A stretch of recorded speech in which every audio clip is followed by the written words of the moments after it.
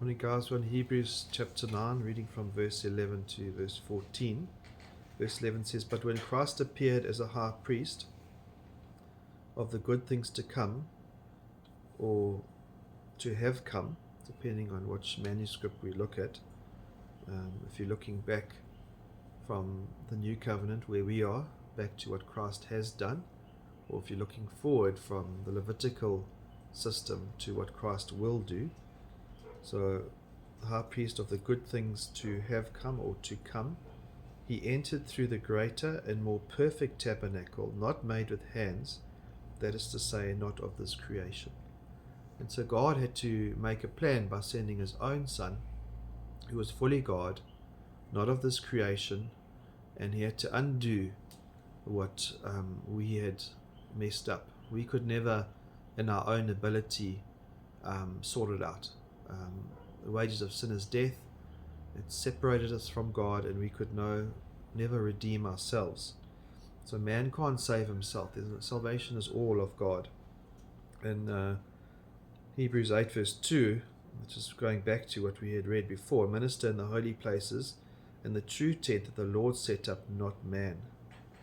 And I'm jumping ahead a bit to 24 of chapter 9. "For Christ has entered not into holy places made with hands, which are copies of the true things, but into heaven itself, now to appear in the presence of God on our behalf." So not in these man-made tabernacles and tents. He has gone into heaven himself. He appears before God himself and intercedes on our behalf in heaven. And so in every way, that sacrifice is absolutely perfect. Verse 12, "And not through the blood of goats and calves, but through his own blood, he entered the holy place once for all, having obtained eternal redemption." And so not for the many goats, plural, calves, plural, hundreds of sacrifices, a single sacrifice, once for all. So it doesn't have to be repeated. And also eternal. What that did was just temporal, but what Christ has done on the cross is eternal. So in every aspect, the singular, once for all, eternal sacrifice, every aspect, it's a better, more sufficient sacrifice, what Jesus has done.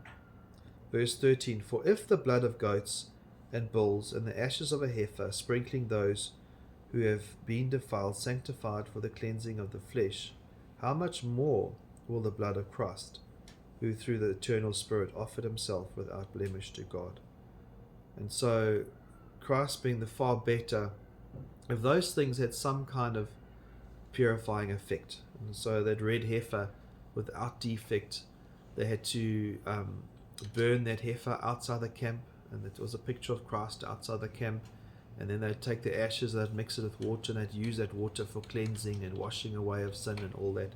If that had some kind of cleansing effect, how much more would the perfect sacrifice of God's Son have on our life? And so he goes on to say in verse 14, "Who through the eternal Spirit offered himself without blemish," just like that red heifer had no blemishes, Christ without sin, "cleanse your conscience from dead works." And so man, again, cannot in his own strength do things to save himself. God has to be the one who saves. And so in every way, we've got to throw ourselves at the mercy of God, accept his once for all sacrifice, which is the only way to get to heaven, the only way to be reconciled back to God. And so we do that all by faith, nothing of our own, not by works, not by our own hands, but just by accepting what he has done through his Son by faith. Amen.